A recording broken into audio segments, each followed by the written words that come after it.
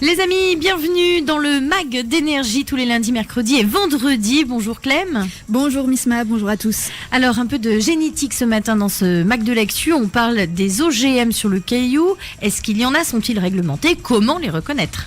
Oui, Stop OGM Pacifique est une association calédonienne.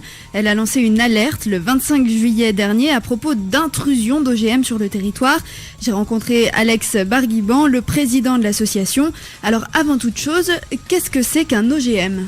Alors, un OGM, dans la définition scientifique, c'est un organisme donc génétiquement modifié. Et donc, c'est un organisme végétal ou animal qui a été transformé en laboratoire. Oui, alors il y a deux grandes catégories d'OGM. Donc, l'OGM issu de transgénèse, ça c'est l'OGM dont on entend le plus souvent parler, qui existe depuis maintenant près de 30 ans. C'est donc quand on ajoute un gène en laboratoire, un gène étranger, animal ou végétal, à l'intérieur de la chaîne génétique de l'organisme. Et donc on fait un bricolage entre guillemets en laboratoire. Un exemple assez connu de transgénèse, c'était de rajouter un gène de poisson d'eau froide dans une tomate pour essayer de lui conférer des propriétés de résistance au froid.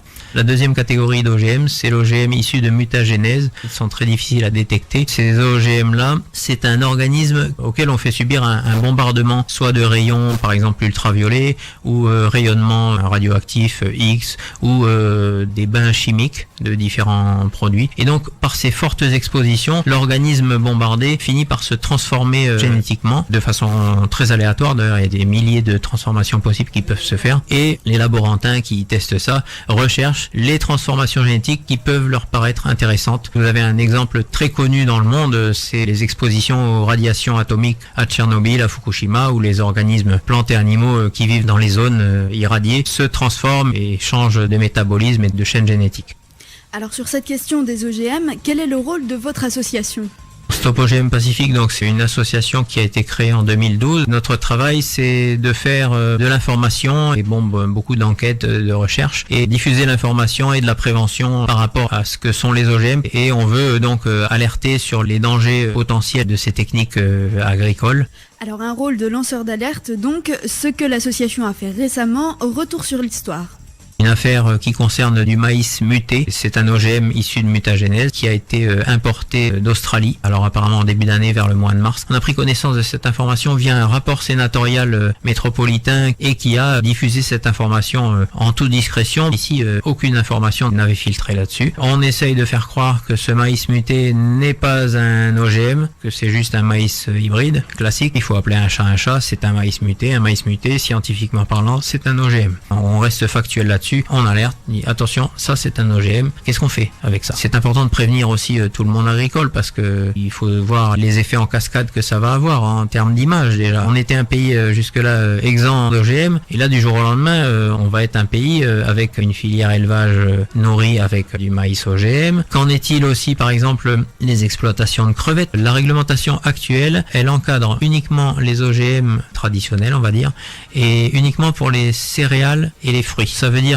que toutes les semences maraîchères ne sont pour l'instant pas du tout réglementés en termes d'OGM et également tous les OGM issus de mutagénèse ne sont pas réglementés non plus. Donc la Calédonie, de par son fort taux d'endémisme, son insularité et le haut label de qualité agricole qu'elle veut mettre en place, il faut qu'elle se mette en cohérence en adoptant une réglementation qui soit vraiment complète parce que là aujourd'hui il y a trop de trous dans la raquette. Autre chose aussi où il y a un gros manquement ici dans la réglementation calédonienne, la réglementation qui date de 97 en métropole, elle concerne également un étiquetage alimentaire obligatoire des OGM. Ici, il n'existe absolument pas. En fait, aujourd'hui, en substance, hormis certains produits qui viennent de métropole, tout le reste qui vient d'Australie, des États-Unis, d'ailleurs, vous n'avez aucune transparence quant à la présence ou non d'OGM dans ces aliments. C'est le minimum syndical, si on veut, d'avoir la transparence, d'informer les consommateurs sur ce qui arrive dans leur assiette. Alors de nombreuses personnes luttent contre les OGM, mais finalement, quels sont les risques de ces organismes génétiquement modifiés ?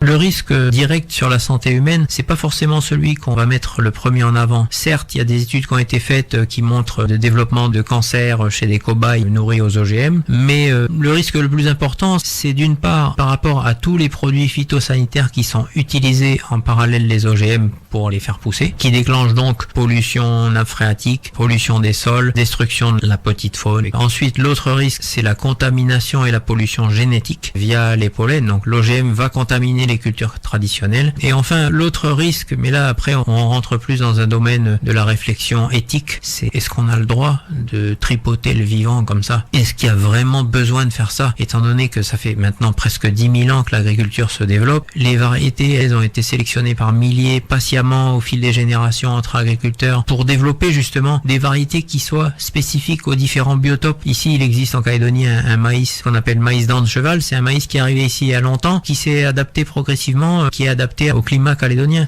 Alors pour plus d'informations sur les OGM de manière générale, vous pouvez vous rendre sur le site infogm.org. Merci beaucoup Clem pour toutes ces infos. On te retrouve pour le prochain mag vendredi. Ouh. Allez, à suivre Scorpion qui arrive bientôt. Et puis ensuite on aura Lady Gaga. Je crois qu'il n'y a qu'un seul groupe qui s'appelle Scorpion. Donc ça ne peut être que Scorpion. Allez, à toutes. Énergie Mag, c'est un sujet d'actualité locale 3 fois par semaine.